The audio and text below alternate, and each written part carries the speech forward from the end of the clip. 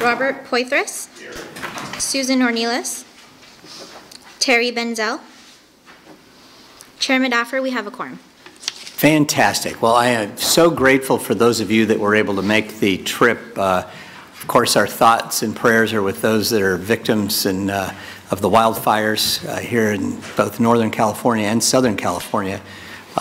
Coming in today from San Diego, as the plane descended, you could immediately smell and taste the air. And of course, being on the ground here is definitely given one an experience of what the horrific things must be happening north of here in Chico and in Paradise. And we certainly pray for all of those folks that are affected by the fires. Why don't we go ahead and go to item 2 on the agenda, which is public comment. Do we have any slips, Garth? Any slips, Jen? None? All right, we have no public comment. Well, then let's go to the approval of the minutes from our last meeting, which was on April 20th of 2018. If there's any comments on the minutes or a motion for approval. A motion from Wax and a second from Finnegan. Okay. I'll have to abstain. I was not here for the meeting. All right. Ms. Bartlett will abstain from that vote. Any further discussion on the motion? Hearing none, all in favor, please say aye. Aye. Aye. Okay, any opposed? All right, that motion passes unanimously. Thank you very much. We'll now go to item 4 on the agenda, which are reports from members of the Technical Advisory Committee that you may want to update us on things coming and going since our last meeting. If you don't mind, I'll have just one quick update. I just want to recognize and make sure everybody knew that towards the end of October, we had a Mobility 21 Summit in Los Angeles. So transportation organizations, business groups, and others. We had over 1,300 people attend in downtown Los Angeles. And I mention this mainly to note that Susan Branson received the Public Sector Leader of the Year Award from this group. So.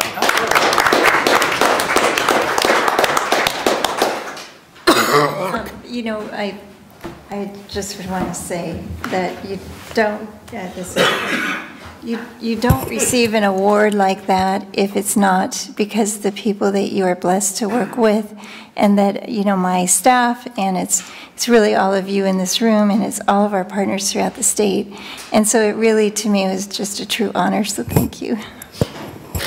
That was definitely well deserved.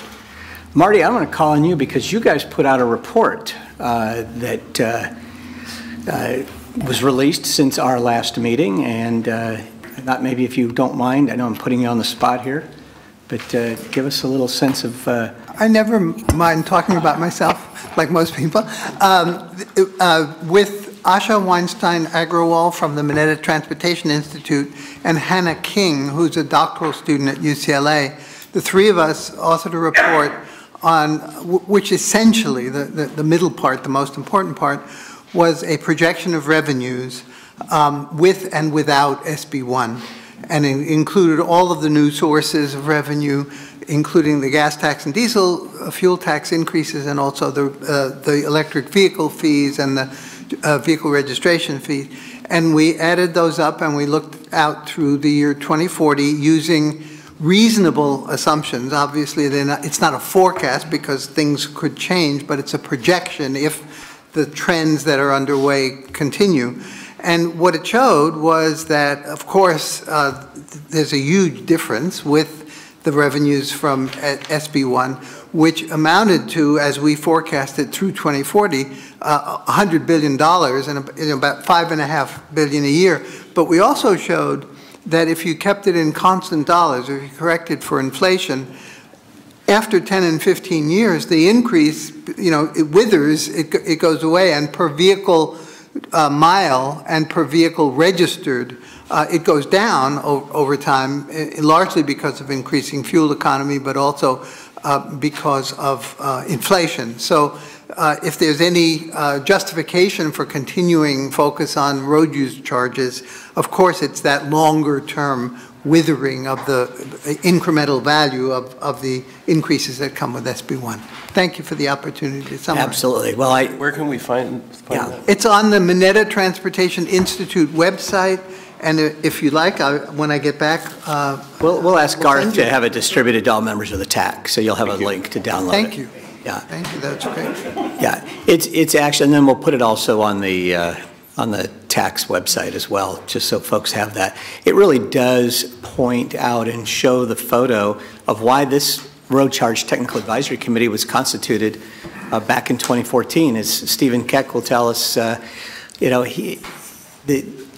gasoline tax is based on a model that was created when everybody, I've said so frequently, all got 10 miles to the gallon, or whatever we were getting. And it worked great. And it was, believe it or not, then it was a very fair system because everybody paid exactly the same.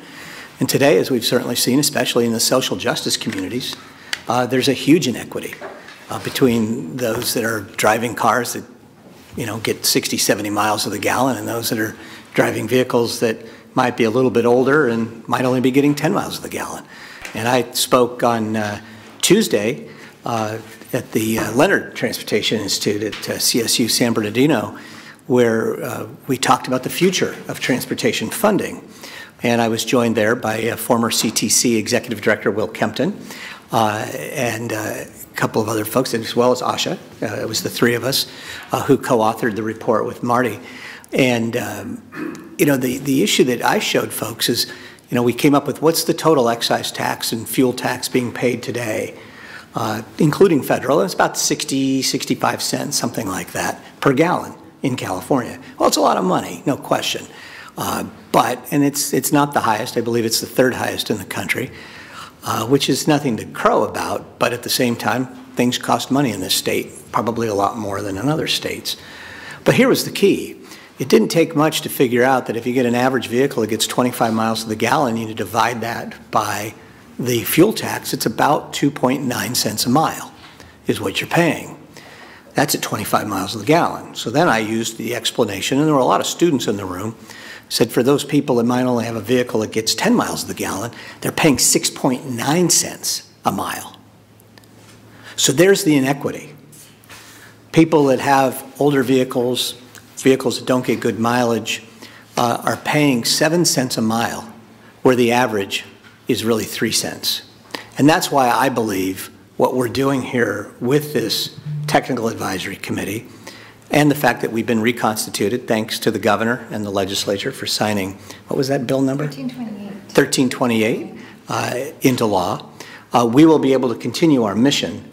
And Brady, I know, and others will talk about it as we come forward, to be able to continue the reality that Professor Wax and others have found, and that is the gasoline tax will continue to go down as a reliable revenue source, even with the passage of SB 1. Thank goodness it passed, or not passed. Thank goodness it was, the Prop 6 was repealed. It would have been really set the state back even further. But now at least we've got something, I'll call it stopgap financing for the next decade or so. But as we continue to move to zero-emission vehicles, to higher fuel efficiency vehicles, this is a very real problem in the state of California and, frankly, around the country. And that is the purpose of this group. That is the purpose of our advisory to the California Transportation Commission and the rest of the state. So, again, I just want to, again, thank all of you for being here as part of that. And yeah, I'll call on Lee in a second. I wanted to make a couple of other comments, and that was to introduce Jennifer Vilarios. If you would stand up, please. She called the roll. Jen, as she likes to be called, she is the new administrative guru for the Road Charge Technical Advisory Committee. So thank you very much, Jennifer, for being here. She's responsible for making sure all your travel arrangements are taken care of, and she's done a really great job getting things organized for our meeting today, so we appreciate that. And of course, Doug Remedios is here.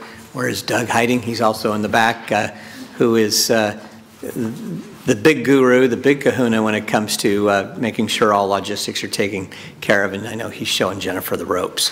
As to other news with TAC members, you may be aware that Nidhi Karla had to resign her position on the Technical Advisory Committee due to some new job commitments.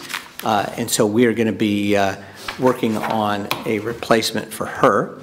And we'll have a recommendation at our February 8th meeting, which will be in San Diego.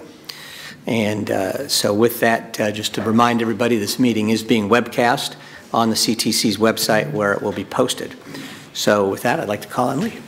Yeah, I just wanted to comment that in addition to the issue of older cars, also a lot of the folks who are driving older cars are also living further away from their jobs. And so, you know, this all gets bound up also with access to with mass transit patterns of housing. I mean, if folks in some communities may be able to BART into San Francisco, but even BART doesn't work for restaurant workers and folks who work long hours and have to come home at 2 or 3 in the morning. And so, you know, I don't know how much we or your departments have in terms of decision-making and policy in concert with people who do the mass transit policy, but I do feel like it's kind of hard to do just one without the other, because then you're always going to be missing issues. Very good points. So as we talk about an overview of today's meeting, we're going to be getting an overview, as mentioned earlier, on SB 1328, which does extend the Road Charge Technical Advisory Committee. And we're also going to talk about the TAC's role in 2019 and where we're going to be going. We're also going to be reviewing the recommendations that have been sent out as part of Tab 7. And we're also going to get a final update from Alan Jen from the UC Davis Institute on the ZEB funding paper. And we're going to get an update from Brady on and Caltrans on the road charge related activities. And then finally, we'll approve the meeting dates for 2019. So with that, why don't I turn it over to Garth, and he can kind of walk us through SB 1328. Sure.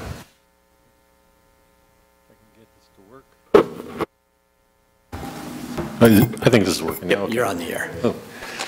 Technical issues there. As TAC Chair Medaford did mention, Senator Bell's bill, SB 1328, was signed by the governor. A copy of that bill is in your binder. And along with SB 1077, which was a Desaulnier bill back in 2014 that created the, as we all know, created the road charge program here in California. The SB 1077 bill is included just for information in your, but getting back to SB 1328, essentially there's no major changes to the role and the function of the TAC as a result of this particular bill, other than the major change was that it extended the life of the TAC another 4 years to January 1st, 2023. So as TAC Chair Medaford did point out, you know, there is a need to continue research and evaluation for a road charge. And so we have the legislative authority to continue that charge. Any questions or comments on that? Hearing none, then what we'll do is, and by the way, in our board packets is the original language from SB 1077 as well as the 1328. If you're interested in reading that, certainly for the public.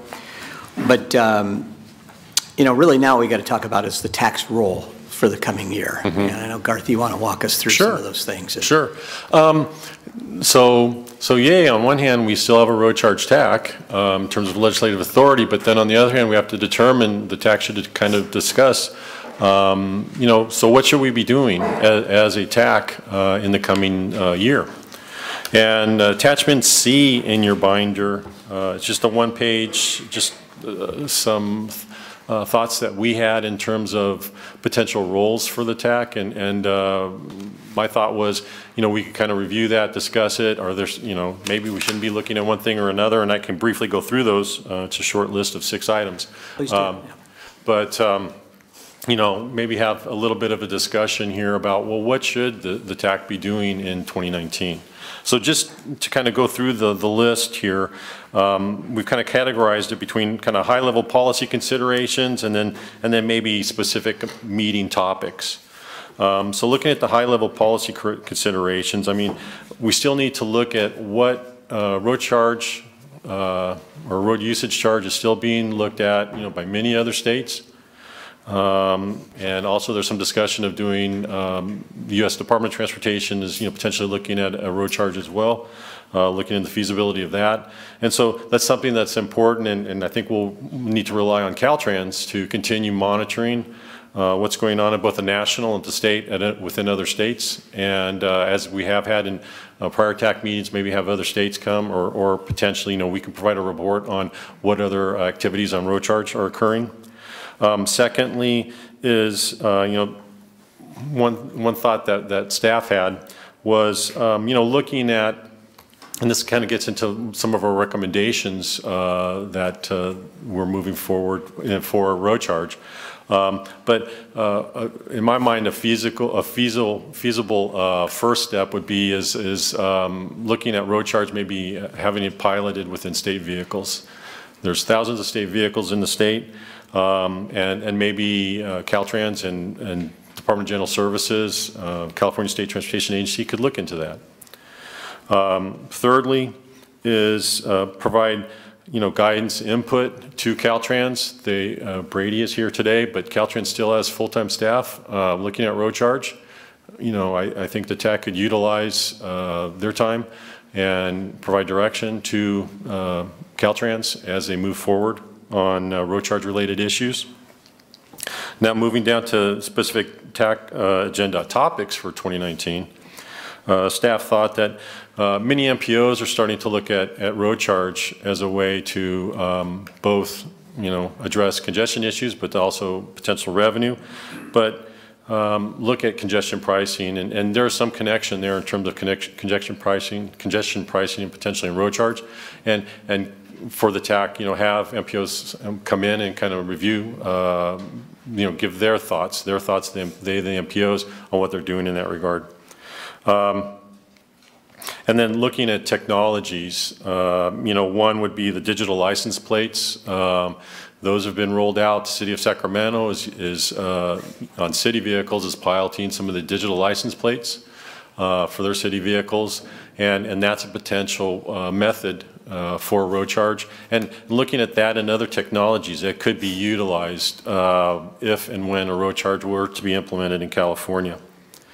And then also SCAG, the Southern California Association of Governments, it's the metropolitan planning organization in the Southern California region, is looking at the concept that they call a mobility wallet, and it's, from what I understand, kind of similar to somewhat congestion pricing, and so I think that would kind of connect with the first item in terms of meeting the topics, but get some of these metropolitan planning organizations, have them come and report, and so that kind of just folds into that idea as well. And with that, that's at least the initial staff recommendations for potential items in looking into next calendar year. Yeah, and I think just to add to that, what Gar said as we get into the next item on the agenda under tab 7 is, the goal of the TAC really starting now will be to work over the next year to formulate some very serious recommendations that the Transportation Commission would adopt as it makes its recommendations to the California State Legislature. As you probably are familiar with the way the Commission works, it produces an annual report each year, and that annual report is typically then torn apart by the legislators that have interest in transportation issues, and you'll see a multitude of bills get sponsored as a result of that. So while we don't write bills or we don't do the legislation, what we recommend gets picked up, not only by the legislature, but it's also looked at it through other state departments as well. So that's really what our focus is going to be as we go forward. And as many of you have already noted from tab 7 and the comments that are in there and the changes that have gone back and forth, we'll talk about that. But that's going to be our big task, is what are the recommendations to be. And I think when Brady speaks, he'll add some flavor as well to some of the things that are going on from the Caltrans standpoint. So, I kind of feel like what I want to do before we go to 7, I'd like to be a little bit more informed on 7, and maybe if you don't mind, Alan, jump to item 8 first and kind of get some thoughts from you on the UC Davis transportation studies. Jim, I just had a recommendation. Sure. I'd just like to throw in here to consider. It still seems like what we need to do is to, and we discovered over the last 4 or 5 years, public education, in regards to road funding is still going to be huge. As I think we saw with Prop 6 and before and after, there's still going to be a huge disconnect, in terms of how we fund roads and what the sources are from and why we need to shift from from at the pump or a sales tax to more of a mileage thing. So I think that should be on there too, because it's going to take a long time for that to happen. We can't come up with a program and say, okay, let's go to the public and educate them. It's going to be too late. So I think what we need to do is think about continuing to be out. I mean, with the SB1 advertising and things of that sort and all the projects, everybody jumped in and, kind of got the last minute charge going. But, rather than a fire drill, we need to, I think, have a better plan, long-term plan moving forward. Good point. Yeah. Stephen? Robert, I'm so glad you brought that up. I think that's a very valid point. And I think that, the combined with public education, we need to still be seeking opportunities for public input and perhaps additional surveys and those kind of things. It can't be, as I've said before, I think it can't be just selling people on the idea. It has to be informing them, but it also has to be hearing from them and making sure that those things are mirrored up and that we move forward collectively as a state. I think that's so important. And you mentioned Prop 6. I think that, that was an example of maybe where the matching up didn't happen clearly, and now that's in the past. So I think it's a good point. And I think it's also incumbent for all of us to to bring ideas forth that need to be included in our work in the next few years. So I think that's a role we all need to play. Yeah, and Stephen makes a really good point. You both do. Public education is crucial in this, and continued dialogue. I mean, let's face it, the gas tax is a terrible name. It should be really called a transportation user fee, because that's really what it is. But it's not marketed that way, and nobody likes taxes. So, and then you have a tax on gas, and everybody wants to drive. That's their God-given right. So, by golly, you're going to tax my right to drive? I mean, and that's really the play that comes out, and it's an unfortunate one. But part of the education program that needs to happen is really where the public can begin to appreciate the fact that roads have got to get paid for somehow or another. It always started off as a user fee, and this user fee has gotten disconnected from reality. It just doesn't match what it used to do anymore. As I said earlier in my comments, there's some people that don't pay anything to drive on the roads, and there's some people, especially lower income folks, that pay a disproportionate share, and especially those that drive a long distance to work. Lee?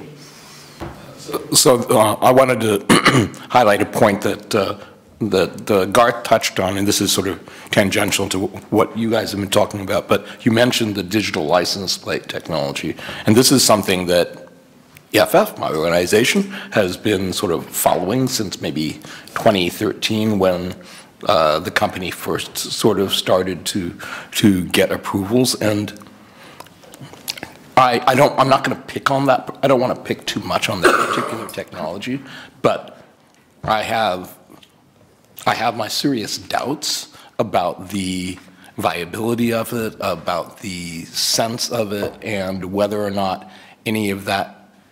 It may have seemed innovative in 2013, but with the changes in technology around driving and all the sensing that vehicles get, and combined with the fact the business model seems to be fleet primarily, and there are a lot of other fleet technologies out there, I'm concerned about it as something that the government is evaluating, and I'm also concerned about it as a sort of potential cautionary tale about the relationships between vendors and the state with respect to a technology. I mean, Senator Hueso, for instance, had been pushing this in bill after bill, and I keep looking at it and going, why are we doing this? I can't get a straight answer when I'm dealing with the legislature and wearing my hat as EFF Legislative Affairs. And so it's going through politically, but I'm not sure why, because I don't see anyone actually sitting there like saying,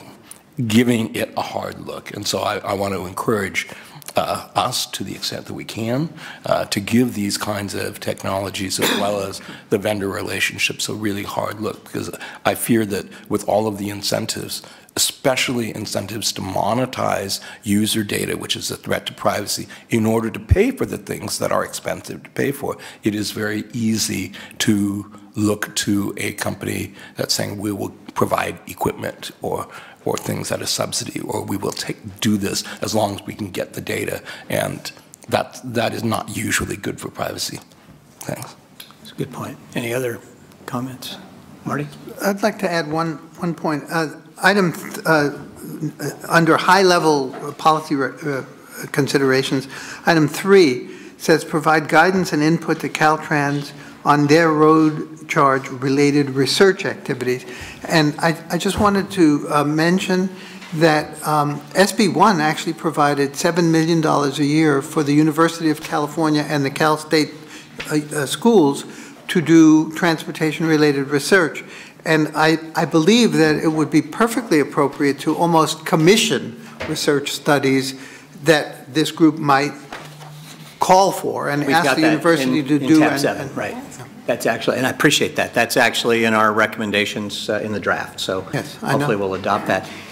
And unless there's other TAC members that want to comment, what I'd like to do, just in perhaps just thinking this day of the meeting, to realign us a little bit, and let's go, instead of hitting tab 7 next, let's do agenda item 8 and then agenda item 9 to be able to kind of tee up. So item 8, of course, is the update, speaking of research, from Alan Jen of UC Davis.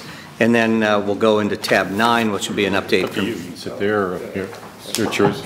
From Stephen Keck and from Brady. So Alan, hope I didn't put you on the spot too soon, but I think this will inform us for item 7. Yeah, absolutely. Thank you for having me again.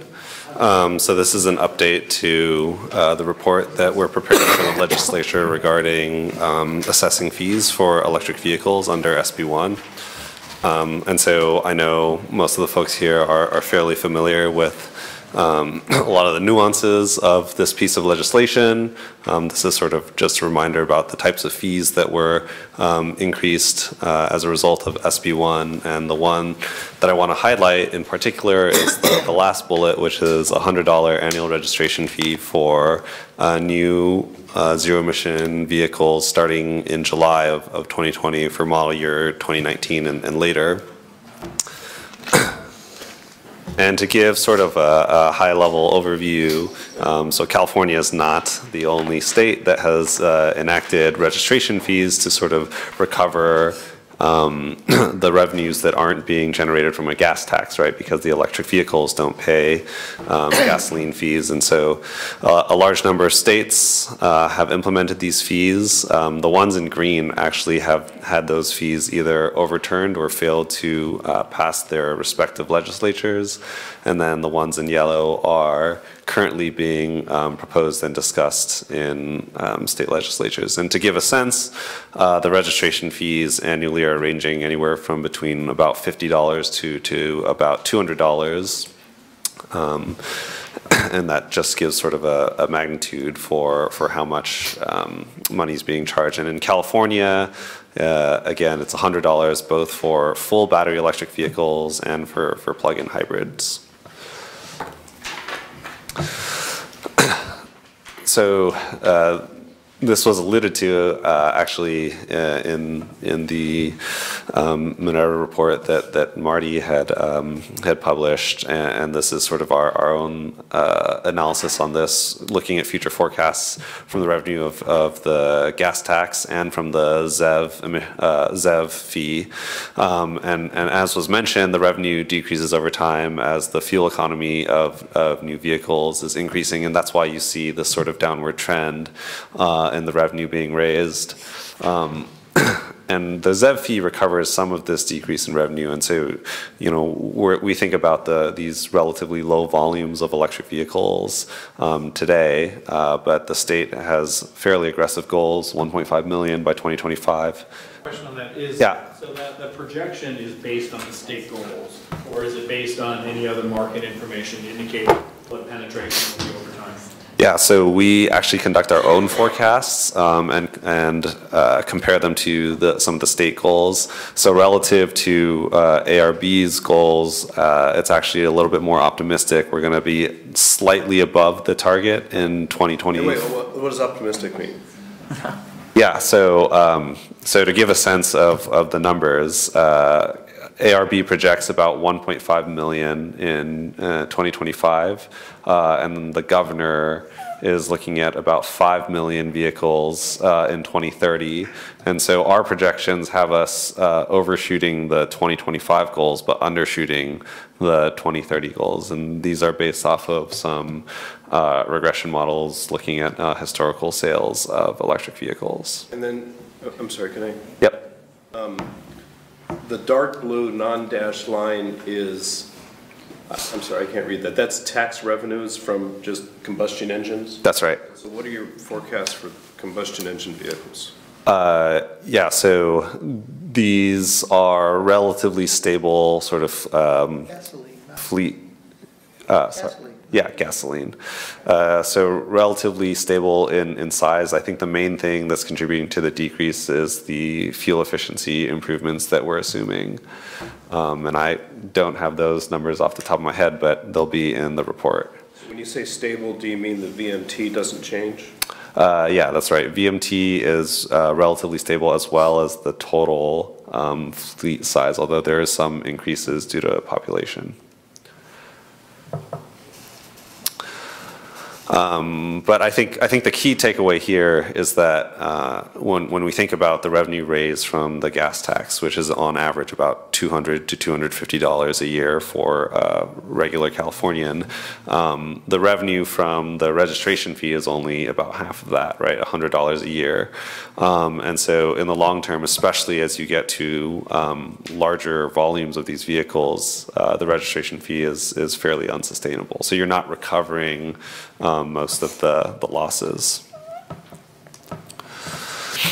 One of the specific points that the legislature has asked us to address is to understand how the effect of how the registration fee is affecting ZEV sales, and this is because there are two sort of goals in somewhat conflict here, right? So we still have ZEV adoption for clean air and climate goals by the state, but then we're also expecting the vehicles to pay their fair share, and so we've taken several approaches to look at how the market may be affected by having this registration fee. And so one approach was using a survey-based method to ask existing electric vehicle owners how their decisions might have changed had there been a registration fee in place. But then we also take a more empirical examination of these discontinuities that we're looking across the U.S. where registration fees are being put into place in different states at different times, and then looking at how sales are affected when the registration fees are introduced. And we actually find fairly consistent results between the survey and our empirical method. And so somewhere on the order of about 20% decrease with a $100, $150 registration fee on average. And there is variation from state to state, but sort of on average, we're finding a pretty consistent number. So excuse me, so you said a 20% decrease in what? In sales of electric vehicles. So $100 per year registration fee creates 20% fewer vehicles sold per year? Yes. And I want to comment on that because I've been an electric vehicle owner. Yep. For 5 years. And I think this gets to the point that Mr. Finnegan talked about in education, because I think that's complete baloney. Yeah. And it shows how folks need to be educated. If I were to add up the hours, and I don't know if anybody's time is worth anything, but I think my time is worth just as much as anybody else's.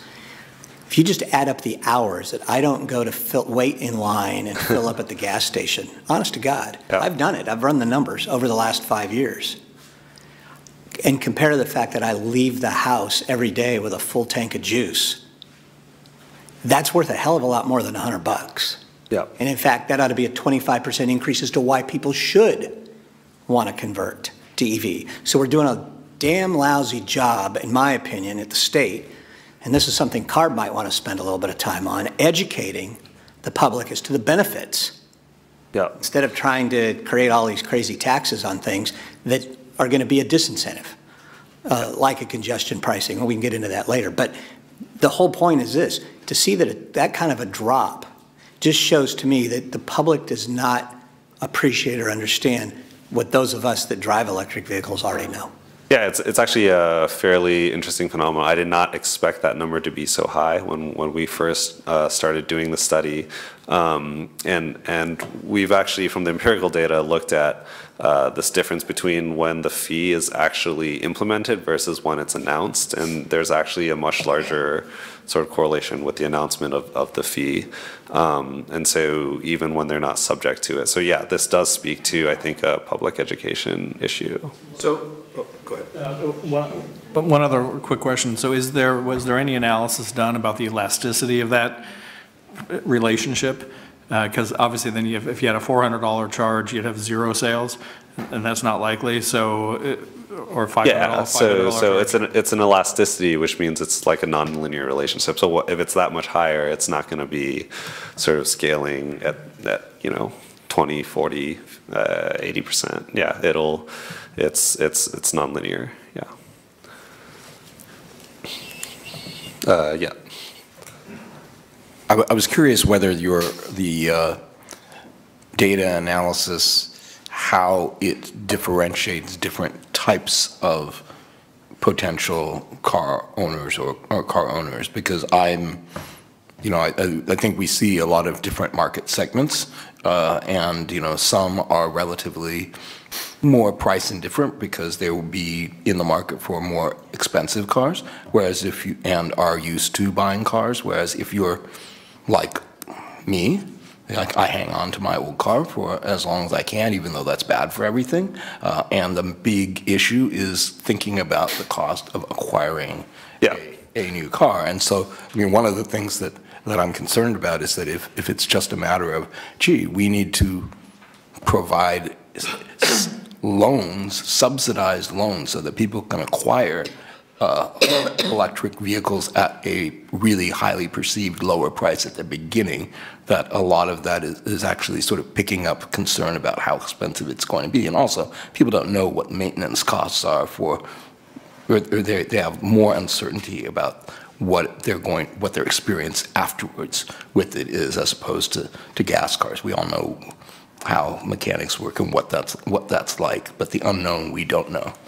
Yeah, so the latter part of that comment is about, again, knowledge and awareness of some of the costs of driving and owning an electric vehicle. So in our analysis, unfortunately, we don't have the level of resolution at the state level to determine sort of model by model, which speaks to a lot of the differences that you might see in ownership types. So for example, a more expensive vehicle like a Tesla, you might be a little bit less elastic in terms of your response to the registration fee. So this particular number is on average across all the owners. We do differentiate by technology types, plug-in hybrids, and battery electric vehicles, and we do actually find so the BEV owners are less elastic, and so the PHEV owners will tend to be a little bit more sensitive to the registration fees. So this could speak to the differences in consumer types between the technologies, but also, in particular in California, there's this issue of the PEV owners are PHEV owners are actually paying for both the gasoline fee and the registration fee, and so that can also have an impact in their sort of decision.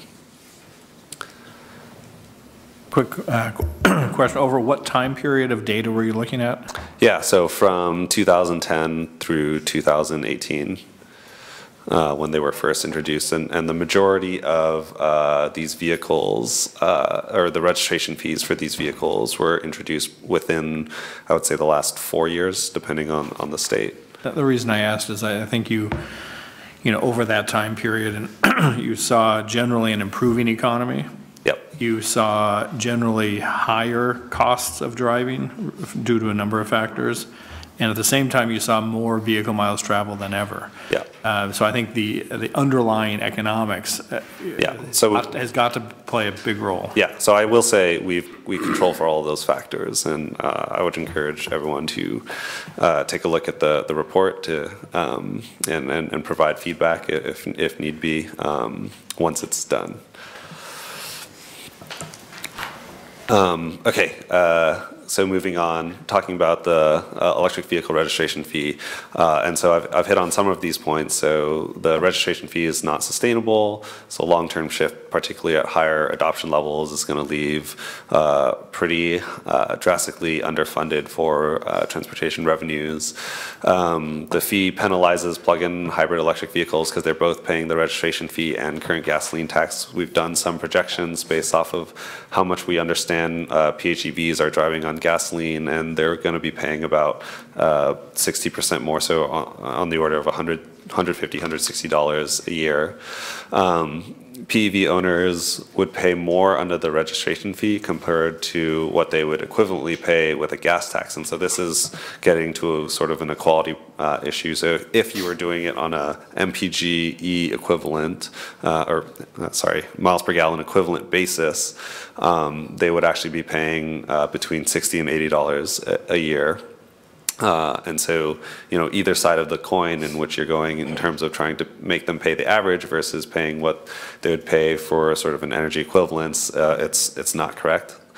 And then lastly, the flat fee, and I think this is the most important one, that the flat fee is disconnected from the user pays principle in the sense that the PEV owner would pay the same amount regardless of whether or not they drive 10,000 miles a year or 5,000 miles a year. So the alternative fee mechanisms we're considering in the report are sort of alternative fuel vehicle specific fees. And so this is what you would think of as the equivalent of a gas tax for other fuel types. And so these include fees specifically on electricity and fees on hydrogen. And I'm not going to go too much into that here. And then the road charge mileage fee, right, which everyone here is fairly familiar with. And so how much to charge based off of the average travel intensity, we're actually calculating about 2 cents a mile. I guess it's some of the other work here has been a little bit higher. That's just California. Yeah, that's right. I gave earlier included federal. Okay, right. So one of the things that I think I want to point out here, specific to zero emission vehicles, is that with the way that SB1 is structured and this registration fee, there might actually be a fairly compelling recruitment method through opting in instead of paying the annual registration fee. And this is a similar system that they have set up in Oregon. And some things to consider for the road charge TAC in particular is road charges specifically for a plug-in electric vehicle platform. So I think that there are some compelling benefits of doing this. So when you do a road charge only for electric miles, you do get the benefit of avoiding this issue of double counting, right, for gasoline tax. And in Oregon, that tends to be sort of a large difficulty that they've been having with their program in reimbursing the vehicles and having this crediting system. And this is something that could be entirely avoided through the road charge for plug-in electric vehicles. It also addresses this fuel transition pretty nicely. The rollout of this type of program, I think, would be a little bit easier because the vehicles are in such a lower volume that it'd be a lot easier to handle logistically and also maybe politically more palatable. And then the lower administrative costs, as I mentioned. And so these I think are just a couple considerations. I think that the TAC should maybe consider in the future when thinking about implementation, realistic implementation at a larger scale. And so that's what I have currently on this update. So the draft report, which I'm hoping to get feedback from, was supposed to be done today, but we're falling a little bit behind, but hopefully within the next week or two, we'll be completed and ready for dissemination for feedback. Well, I'll tell you, it's a great report, and I think what Susan and I were just chatting on the sidebar here is the idea of Alan coming back to the full Transportation Commission at some point to give this once you get published, and I think it would be good. What's your timing on? Yeah, so the report itself is due to the legislature on January 1st, okay. So fairly soon. So that's why the report itself, most of the writing is finished. We're finishing up on the appendices for a lot of the methods that were used, and once that's done, we're hoping to send it out for feedback and review. Sounds good. Well, and again, the other thing that might not be a bad idea too, and we'll look at the calendars, is to invite everybody on the TAC to come to a commission meeting, and we'll have to talk to the chair of the commission and see how we can do it scheduling wise and do a joint meeting, because I think there's some things that the commission would probably want to hear from you all, in person, as well as some of the things we're hearing from Alan as we look at this issue. As you probably are also aware, we now have joint meetings twice a year with the Air Resources Board, and those can be very interesting as well. And there's different ways of thinking about this stuff, and I think those are things that you as members of this task force should probably be exposed to and provide input to as well. And just as personal privilege here, so I put in 12,000 miles a year is what I used to drive in my little Honda Odyssey minivan before I started driving a Nissan Leaf 5 years ago. So if I divide that by 15 miles to the gallon, which was on a good day, that's out of 25, that's 800 gallons a year of gas. And the fuel tank holds about 17 gallons. So that's 47 trips to the gas station if I went to empty. I didn't always go to empty. So never, you try to fill up oil often, but it all averages out. So let's call it 47 trips to the gas station in a 52-week year. Let's say you go like me, I go to Costco to get gas, and you're usually there for 15 minutes as you wait in line. Maybe on a good day, sometimes longer. I don't know, I haven't gotten gas in a long time, but so call it, don't have lines where you live. All right, well, then you're lucky, but okay, I'll say 10 minutes. But let's say I have 15 minutes. So 47 trips times I'll just say 25 hours. There's 11.76 hours. There's 12 hours in a year. Now for me, I'll multiply that by 5 years. That's 60 hours I've saved. And I'll even divide it by 24. That's 2.5 days of my life that I did not waste getting gas over the last 5 years. And that's on a 24-hour basis. Okay, so if I just do 12-hour days, we're talking, folks, 6 days, that's almost a week of my life I gained by driving an electric car.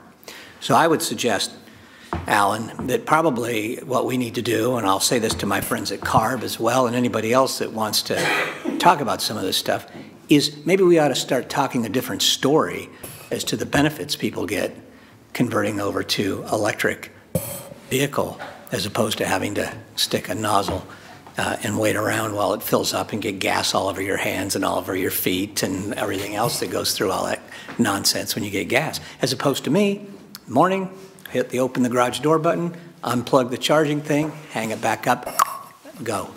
And laugh as I drive by gas stations. Sorry, I just had to do it. No, and I'll just quickly say, You like that? So I am within the Institute of Transportation Studies, but I actually work in the Plug-in Hybrid and Electric Vehicle Research Center, and we do work a lot on market studies. And I think one of the big ones that was published earlier this year was looking at consumer awareness and perception of electric vehicles, and it's been fairly astounding. So even despite the sort of much larger adoption numbers that you're seeing in California, 70% of people can't name a single electric vehicle model, and that number hasn't changed over the last 5 years. And I think that does speak a lot to 70% nationally. In California. 70% in California. In California, can't. And that's despite Elon Musk and Tesla. Yeah. And so we actually ask on the survey for new car buyers and sort of a broader population to name any vehicle, and that 70% number, includes. Or even is excluding people who are saying like the Ford Tesla, for example, which isn't a real vehicle. And so, yeah, I think the most striking thing is that number hasn't changed over time. And so there is a lot of work, I think, currently being done at ARB and at the state level to start to think more about public awareness campaigns through Velos, for example, which is one of the organizations that will be launching some of these campaigns in the future, rather than sort of these more traditional sort of monetary incentive type of activities. Yeah. Did you, was that your study? No, that's a study by Ken Karani. Yeah. I'd be interested to know if during the same period, how much television advertising there was by auto manufacturers for their electric vehicle products. Yeah, not much. We've looked at that. It's Lee? It's pretty obvious what the disconnect is. If you're not trying to sell them, or if you're not advertising them to sell them, people aren't going to know about it. I mean, you have to pay attention to know that there are. You have to be motivated in the first place. I have to agree. I think we've got a serious lack of it. That's kind of a. But the study is in kind of the Department of Obvious. So one of related to that, but also, there are two things. One is, despite the lack of advertising, I do notice some very large corporations, like I have friends who work at PG&E, and they, whatever we think of PG&E, they like massively subsidize for their employees purchases of plugins and hybrids and that sort of thing. So when you're considering how people are marketing, that's an important part of it as well. But then I'm concerned, just curious whether in your setting up your research, how much you were able to pick up or to sort of account for changes in ownership patterns, just because I have kids in their 20s and I work with kids in their 30s, and there's a lot, at least in Berkeley, Oakland, San Francisco, there are lots of people who don't own cars at all, right? I mean, we have 3 cars, but I mean, there are a lot of these folks who just don't seem to, and they're happy with Ubering and Lyfting. So I have not been able to understand how that's actually overall impacting the way we think about adoption of these technologies and the way that they consume energy, because I don't know whether all of the Ubers and Lyfts are basically just substituting in for what millennials would have bought if Uber and Lyft didn't exist, or whether there's actually like a net gain in vehicles being acquired, or in actually a net loss. And I was just curious if you have if there's any data on how that works out over a 10-year sort of forecast. Yeah, so I don't want to derail the conversation too much, but that is important here. Yeah, that is something that we do look at.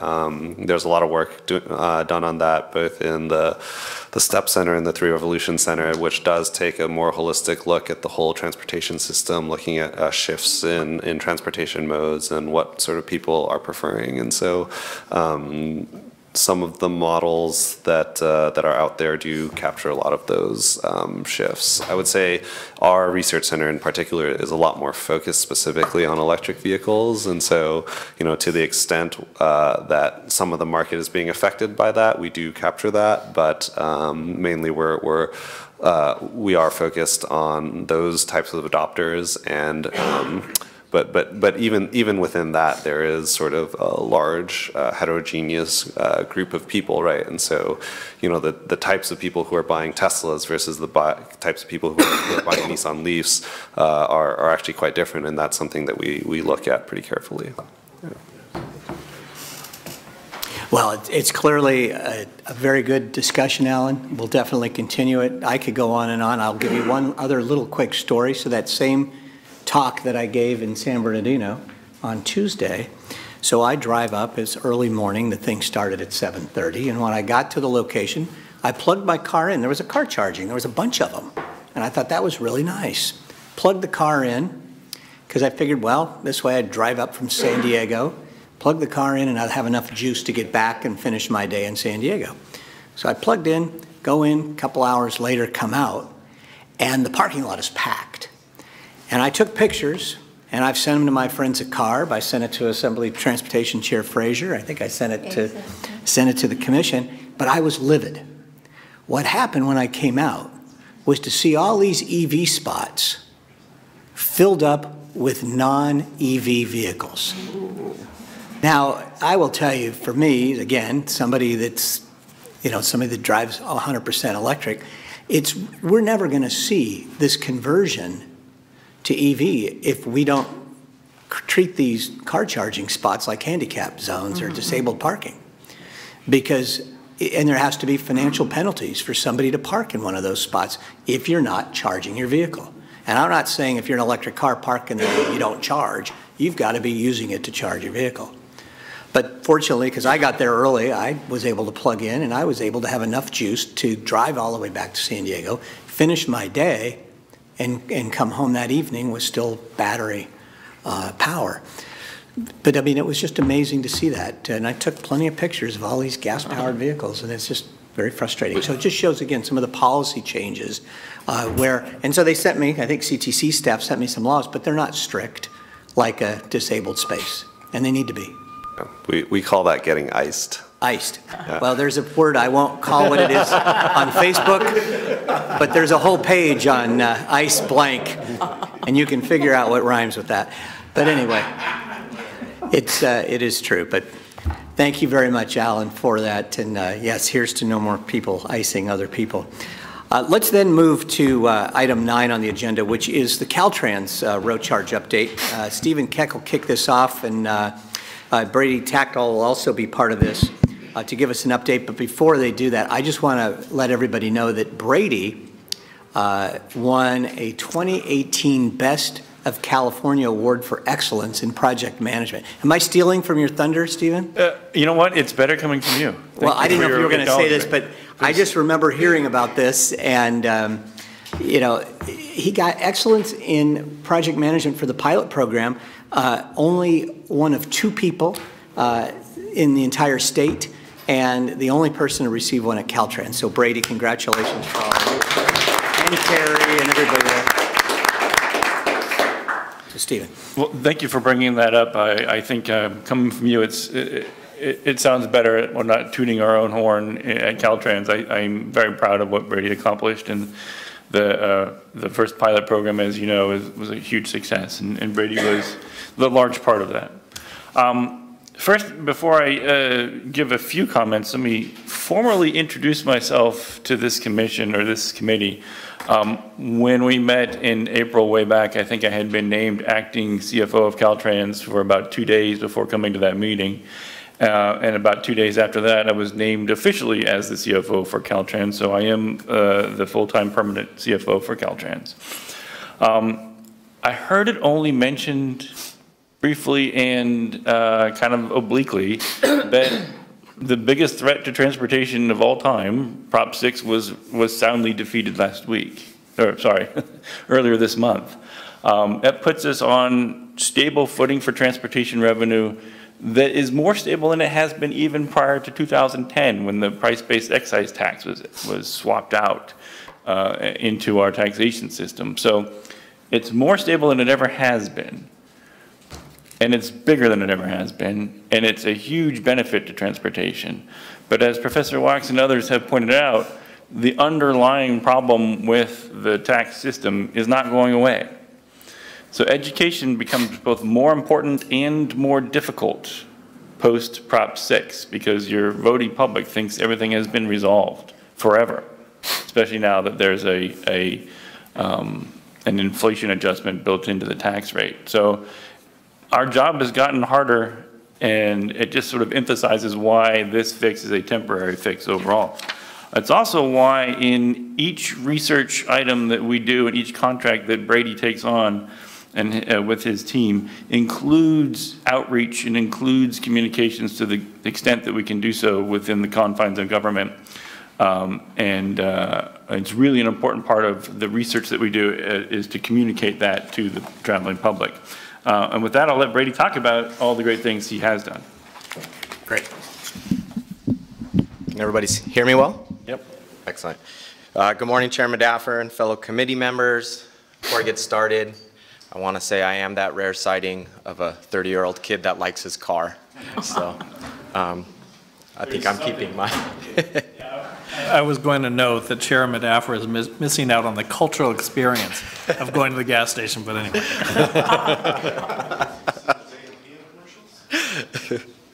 But we haven't talked in a while. It's been since April, but we've been talking to the nation. And so I wanted to talk about a couple of speaking engagements that we've had, either myself or my team. In June of 2018, we were out at the Mileage-Based User Fee Alliance 5th National Conference in Washington, D.C., where I sat on a panel and talked about the pilot program and lessons learned, and conveyed that to a host of attendees that attended that conference. And so pilot communications were discussed, and continued research on public attitudes certainly arose in that conversation. In July 2018, I had the opportunity to go out and talk to the International Bridge, Toll, and Turnpike Association Summit on Finance and Policy in Oregon, and most of the discussion surrounded funding transportation as fuel efficiency increases. I also had the opportunity in September of this year to talk to the Federation of Tax Administrators. These are the folks that collect the current gas tax today. And so I was able to open their eyes to a maybe different collection method, potentially, and I was also in partnership with the New Hampshire DOT, who is looking at something a little different, more of a tiered registration fee. And in October, I had the opportunity to come out and talk with Eric Sauer and his group, and just give them a brief update on what's been going on in terms of the research for road charge here at Caltrans. And I was really honored by this one. We had the Japanese delegation, about 14 members from Japan, came out to talk to us about what we're doing here in road charge. And they wanted me to convey to you that they think what we're doing is very courageous.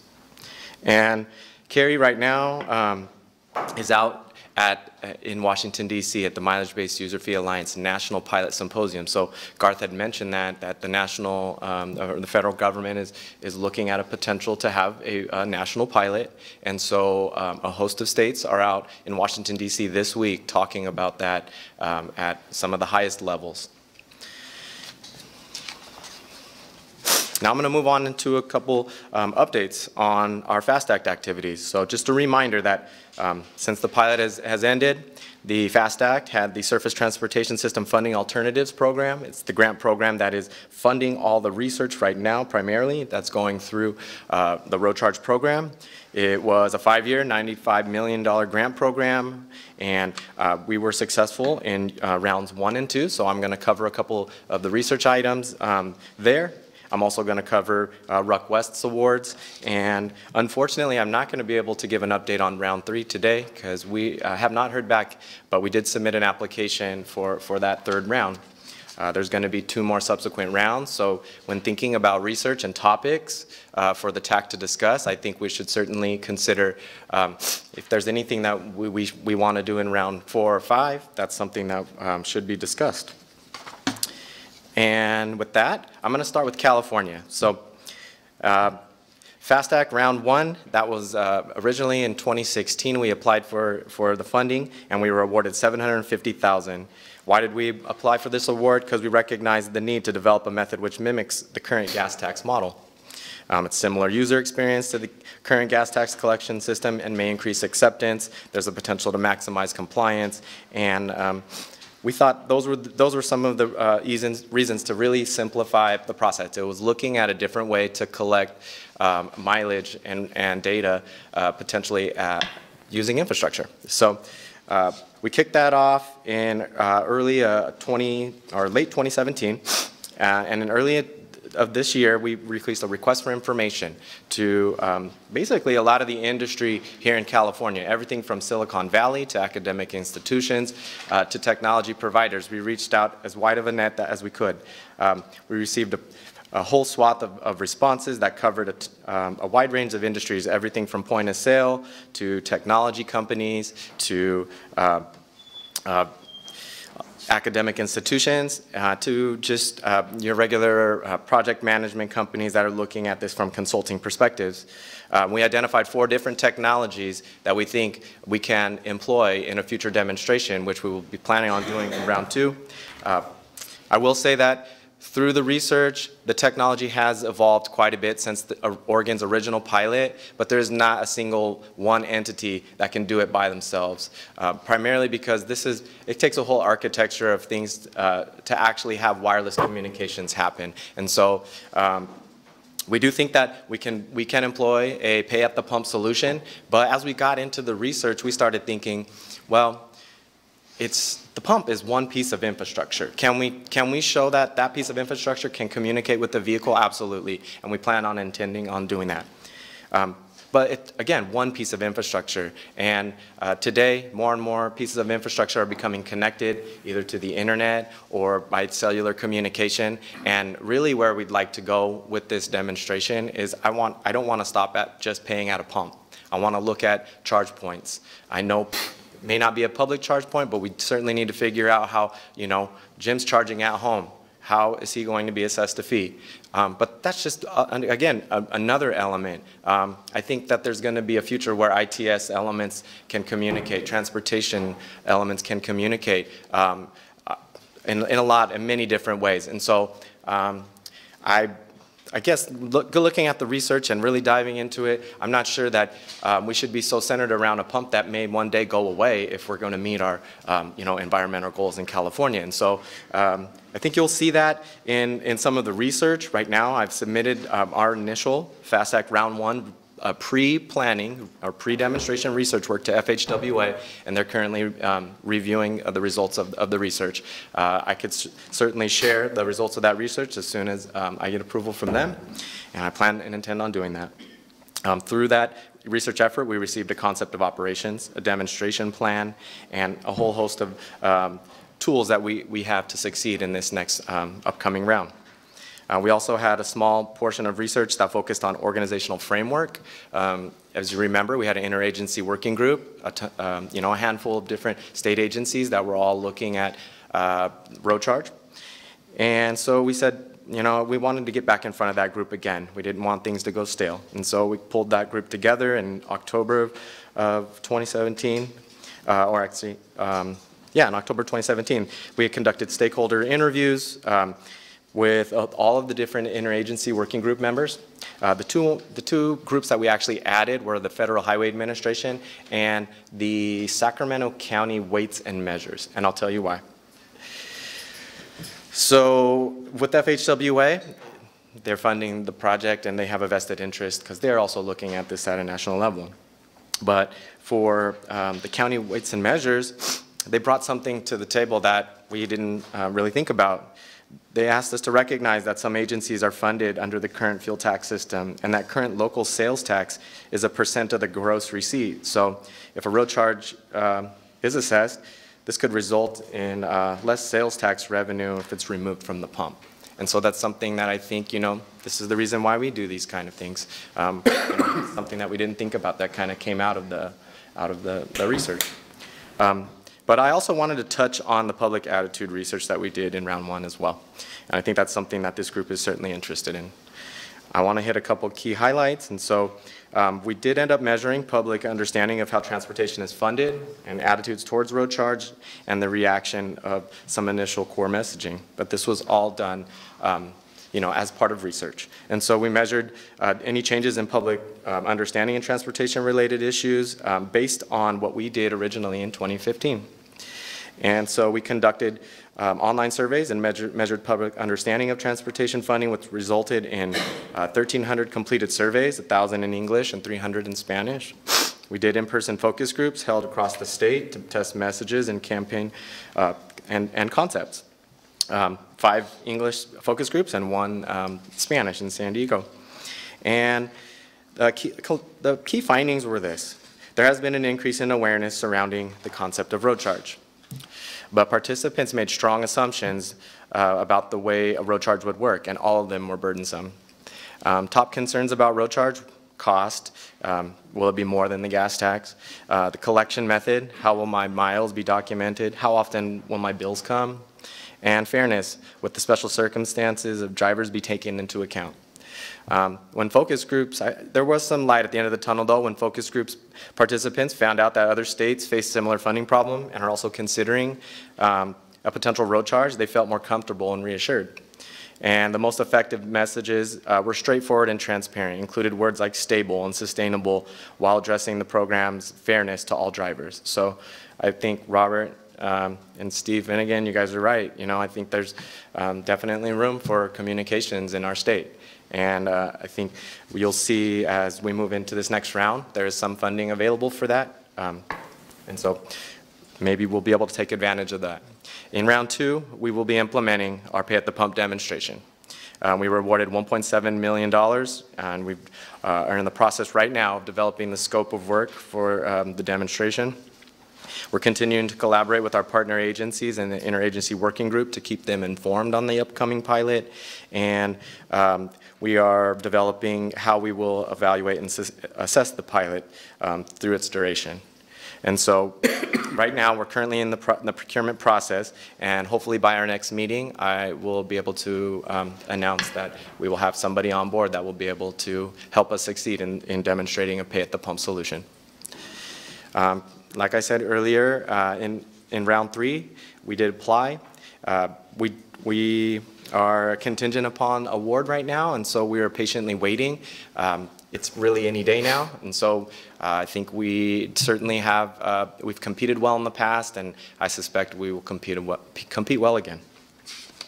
That's an update on what California has been completing, but we continue to research others, road charge aspects through the RUC West Consortium, and so a couple updates there. We most recently had a state that's moved from what we're considering Tier 2, which is us. These are states that are basically piloting road charge, to a Tier 1 that now has to implement, and it's not Oregon, it's Utah. And so Utah has been tasked with having a road charge up and running by January of 2019. Wow. And very aggressive, and they are looking at assessing it on electric vehicles and hybrids. Otherwise, we continue to collaborate on current research efforts amongst all the states. I think our most notable one right now that we're working on in terms of research is an autonomous vehicle and road charge policy toolkit. And so that pilot or that project is wrapping up, and hopefully I'll be able to report back on that one at our next committee meeting. In terms of round 1, RUC West work, remember there was $1.5 million awarded in round 1 for 11 participating states to investigate interoperability and interjurisdictional travel, or more specifically a regional pilot program. And so this is going to build on RUC West funding projects and all of the lessons learned from all of our existing pilots and research projects. So what did the pre-development work get us through RUC West? Right now we have a number of plans and approaches that are all fully fleshed out. We have a communications and outreach plan that's for all tiered states to use. We have an evaluation and outcome reporting plan. We have an oversight and management plan, and we also have a procurement approach and documentation prep. all of this leads into what we consider a common concept of operations. It's something that you have to do for all pilots. And so we have ours for California, and we've developed a common one that all of the different states can use in a more regional platform. And so that was really most of the work in round 1 for RUC West. And now round 2, we've been working, we were awarded $2.59 million to test interoperability between California and Oregon. And so we've been working in lockstep with Oregon since the initial research had ended. The first step we need to do is establish a regional interoperable road charge system, and we feel like leveraging Oregon's current system could be a way that we could move forward. But more importantly, we're working on establishing a clearinghouse, and this is something that we all had talked about collectively. We had brought somebody in from BOE to talk about how the International Fuel Tax Agreement, they have their own independent clearinghouse, and this is something that we'd like to test in the regional pilot. And so we're moving forward with attempting to establish the clearinghouse, and we're also, in terms of procurement, moving forward with establishing account manager contracts and communication and outreach contracts, all through Oregon DOT. And in round 3, I believe RUC West also submitted an application, and I hope to report back on that as soon as I know announcement of the awards. And so that's a quick overview of all the various research projects that we've been working on since the conclusion of the pilot program. I just want to remind everyone, remember we started this together, you guys, me, back in 2015, and we aimed at fulfilling the legislative requirements established in Senate Bill 1077. Not only have we met and exceeded those requirements and completed, one of the most highly successful pilots in the nation, really, we also helped move the needle of the road charge concept nationally, and I would hate to see that, steam settle now. So with that, I'd be open to any questions about, some of the research and what's up and coming. Thank you very much, Brady. Do we have questions, comments from TAC members? Lee, and then Eric. Go ahead. So, as you know, I'm here primarily as a privacy and security sort of protection person. I've been very happy with the way that the state of California has, and under Jim's leadership, has been very responsive to privacy concerns. What I have been concerned with is that when California interacts with other states in consortia like this, and we've seen this with all sorts of data sharing contexts like Real ID, where a lot of other states simply are not as interested in privacy as California, or at least the politics is not there. And so I am, just as I'm asking, I'm curious, how is it for you as representing our policies on privacy, how does that fare when you're dealing with states that may not be as sensitive to those privacy concerns? Are we able to drag them along? Because I firmly believe that privacy and data security are good for business and are good for what we're doing here, and that we will not ultimately succeed if we are not actually responsive to those. But I worry that there are actors for whom that is not the case. Well, I think that's an excellent point, Lee, and I think that right now with California, we being, 5th largest economy in the world, being, someone that does have one of the largest transportation systems in the world, I think that carries a lot of clout, and frankly, I think that it's our responsibility, to bring other states along, I suppose, when it comes to privacy. I think that we as California can set the standard, and I hope that is something that I think I'd hope something that we can work together, being that you're somebody that's representing privacy and data security on this TAC, to help us as we get through the process, better make that a reality.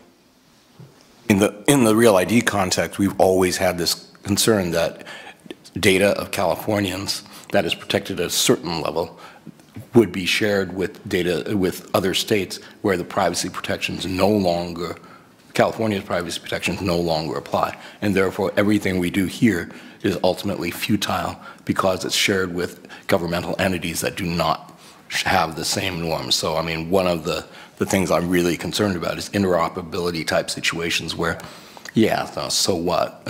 Once it gets into Oregon or Idaho or Nevada, that's just that it gets lost. Sure. So I think right now, if there were an area where we could really focus on for something like that, is if we look at a certification process for whatever vendors might be working on behalf of states, maybe, you know, account managers, commercial account managers. We just have to have strong certification standards that span across all states, and maybe that's something, you know, that needs to be weighed in on a national level. We're going to be doing potentially a national pilot. We're talking about it, and so, you know, that's something that I think, you know, us in California, we've always took, you know, privacy serious, I think, and that's why you see some of those strong words in our state constitution. And so I'm hoping that maybe we can have that resonate more at some of the national levels as well. Okay, Eric, and then Lisa. While we're at the giving Brady accolades for his award that he was awarded, which was well-deserved. He did come and meet with our group, and as we've done in the past, we have Jim or Brady or someone from the group come and update our members to make sure that our members know what's going on, you know, because maybe they don't believe me, but we're going to continue that practice throughout this process. But but you did a great job, as always, so I wanted to make sure that everybody heard that, especially Steve. Regarding privacy came up in that conversation too. Oh, I wanted to flush out a little bit on the pay at the pump. So the demonstration on that and the pilot participants, is that going to be the state vehicles are going to be involved in that, and who are you targeting for participants, and what's the size of that? Yeah, so right now, we haven't fully decided whether it's going to be private vehicles or fleet vehicles or some combination of both, but we're looking at a pilot. I believe the size, it's smaller pilot, much smaller than our original pilot, because this needs to be, I think, in a little bit more controlled environment. You know, folks have to go to a gas pump, and so they have to go and buy their gas from either one or a handful of specific pumps in order for this to really work. And so we've limited it to potentially 30 vehicles, 15 from each state, but these are vehicles that would cross the most northern border of California. And so we didn't want to shoot too high because population centers are fairly sparse in that area. And right now we haven't, it's only light duty passenger vehicles. And so what was the other question, Eric? Just the size and scope of who you're looking at. Yeah, so it'd just be half from each state, hopefully, and that these have to be individuals that actually are going to be required to travel across the border. And so we're trying to recruit, honestly, a very small, you know, population of people that actually, you know, do cross-border traffic in Northern California, especially in the wintertime.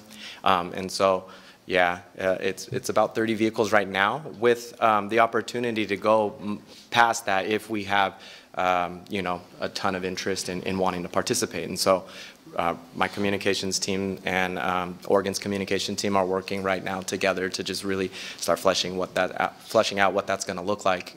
And so by next meeting, I think I'm going to be able to have a whole host of, you know, more detail to provide to the committee. So one more thing, in a perfect world scenario, how many fueling locations do we have? Like, say the numbers look good and the state wants to move towards something like that.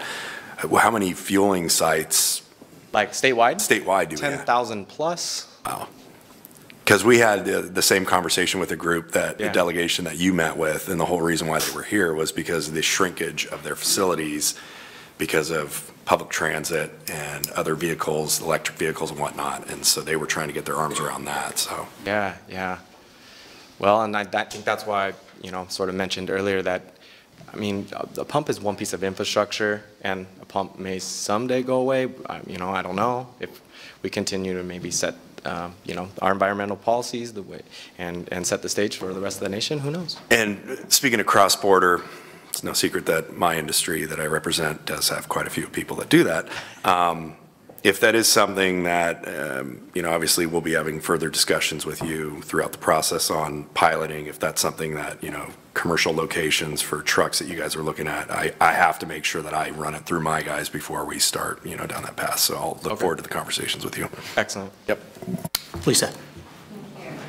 So in order to make VMT work well, we need the federal interoperability because people travel across the state lines all the time. And it would be nice if California really hones our program, and perhaps we can use the California privacy template at the federal level, because we do so many things so well here.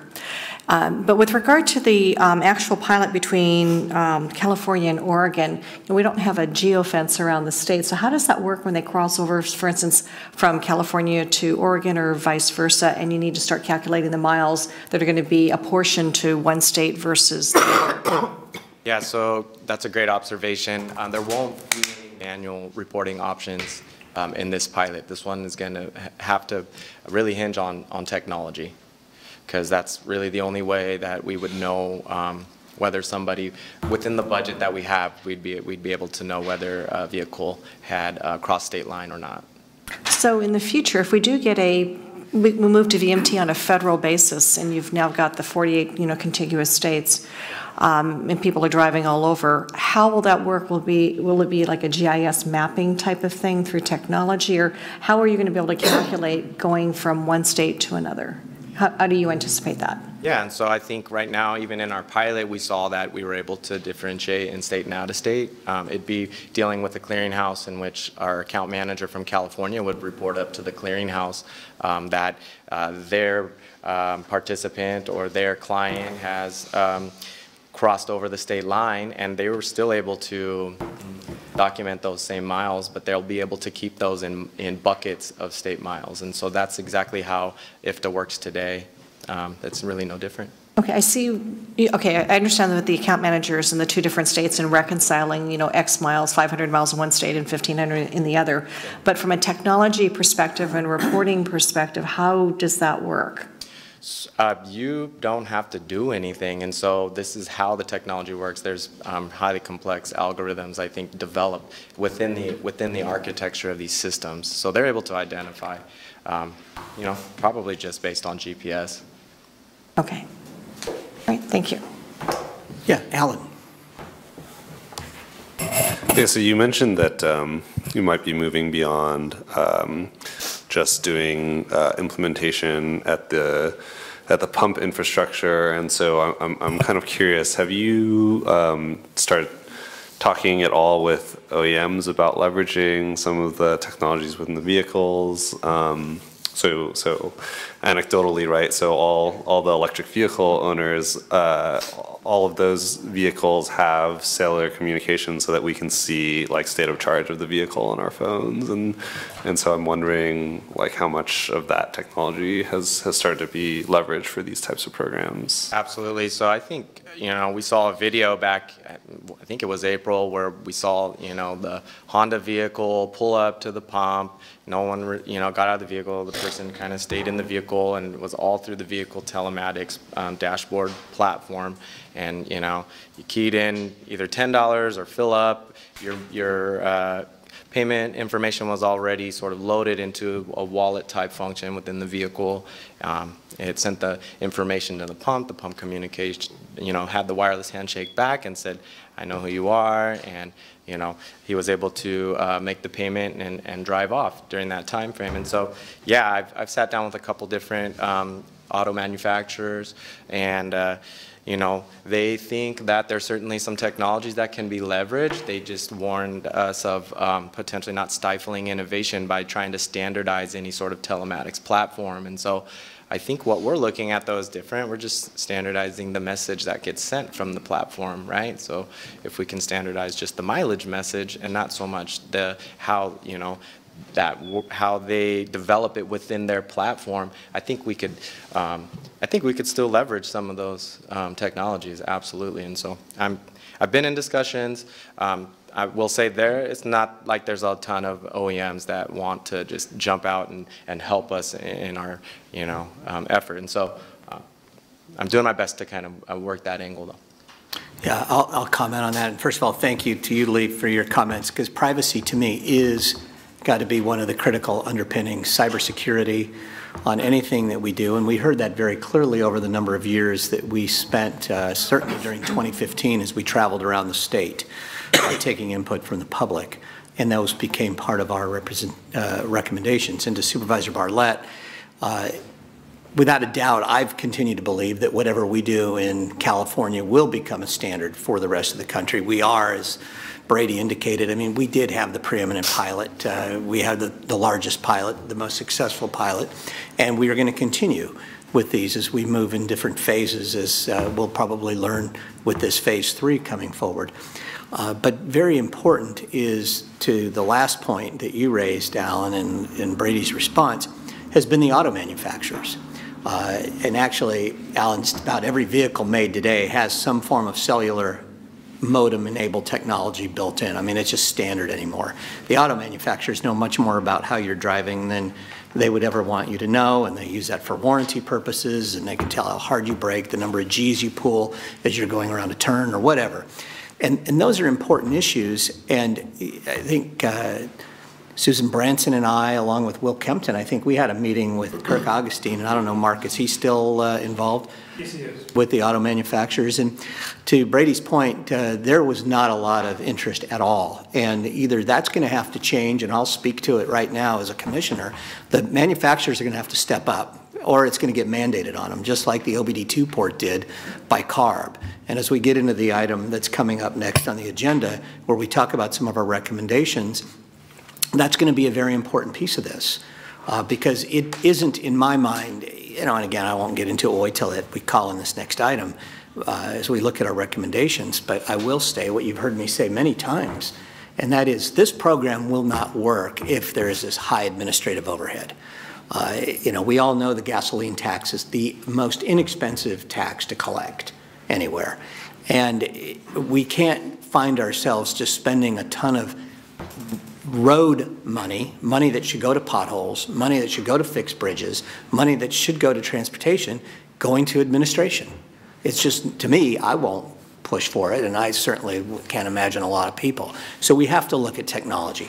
At the same time, being mindful of personally identifiable information and keeping that out, being able to do what we can to give options for paper if people don't want any kind of technology, they want to be able to opt out.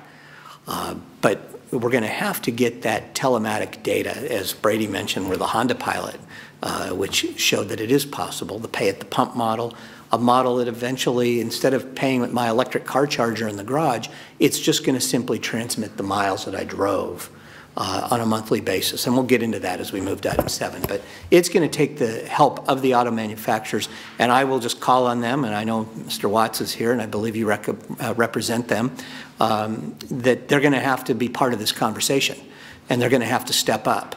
Otherwise, I'll call my friends at CARB, and they'll probably figure out a way to mandate it, just like they did the OBD2 port, which, as we all know, started here in California. The auto manufacturers are opposed to it. It's now a national or probably even an international standard. And so what started here became a standard around the world. Let me call on Alan and then Lee.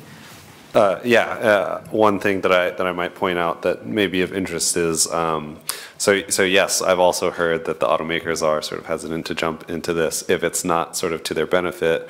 On the other hand, with low carbon fuel standards credits, which are traditionally provided to utilities, there's now been sort of a transition to try and get that to service providers and to OEMs. And so I think there is a little bit of movement because they see some benefit to provide some of the telematics data. And I don't know if there's something that you guys can work out with ARB to sort of piggyback off of this, but I think there is some opportunity there because automakers are trying to leverage the telematics data in order to get some LCFS credits. I'd love to talk to you more about that. Lee? Yeah, I completely agree with you about the very, very key role of the auto manufacturers, vendors, assemblers. They happen to, you know, for better or for worse, they're in the middle of some really, really powerful market forces, right? I mean, we talk about the Internet of Things. The car is the predominant Internet of thing in the Internet of Things right now, and it is important from a public safety and law enforcement perspective, as well as from a consumer marketing, statement perspective. I mean, marketers want to get information about people, where they're driving, what they're saying, what they're thinking, what they're doing inside their cars, because that's something that we can't ordinarily get, and so represents a tremendous amount of value.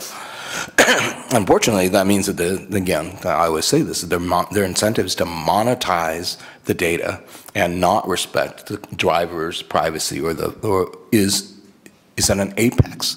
At the same time, they're not that good with technology.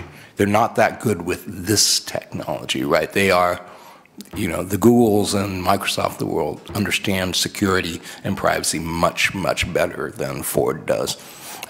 And we've seen with the, concerns about software that causes vulnerabilities, malware in cars, since most of them contain hundreds, if not thousands, of small computers. There are enormous security issues that the industry is actually not fully up to speed on. And several years ago, AAA and us tried to get a bill through that would provide drivers, owners, more control over their data. That failed miserably. The automakers are still very powerful politically, and they're using their forces against privacy and relatively indifferent to security if they can cover it up. So on the one hand, you're right, we need them. They are actually the cheapest sort of place to insert privacy and security, but they have the worst incentives to do so. And it's much harder for us or for any government agency to say after they've made a promiscuous and unsafe for privacy and security vehicle to try to bolt private security back in. So it's going to have to take some real work with the manufacturers. And if we don't get that, I have a feeling that's going to negate a lot of the potential here. Very good points. Any other comments from members? I just had, Chairman Daffer, I think sitting here thinking in terms of the statutory role that the legislature did give this committee, and also looking back kind of in what are we going to be doing in 2019, I think, in my opinion, it may be totally appropriate, depends on the group here, but his staff, Caltrans, maybe come back and report a little bit more in depth on these research activities, but also, in my opinion, the TAC should weigh in more on kind of the scope of work and the direction of these. And so it's just, I just thought I would throw that out. I think that's excellent. And Brady, I think it would be great if you guys could come back at our meeting. Our next meeting is going to be in February in San Diego. Yeah. And it would be a good opportunity then to have that input from you. And really, as we now move into the next item on our agenda, it really does get to the bulk of what we're here to talk about today. So we've done a good job leading up with item 6, where we talked about the role of the TAC in 2019, and thank you, Alan, for giving your update on the zero-emission vehicle research and how important that is, and of course, hearing from Brady just now on the status of where we are with the road charge.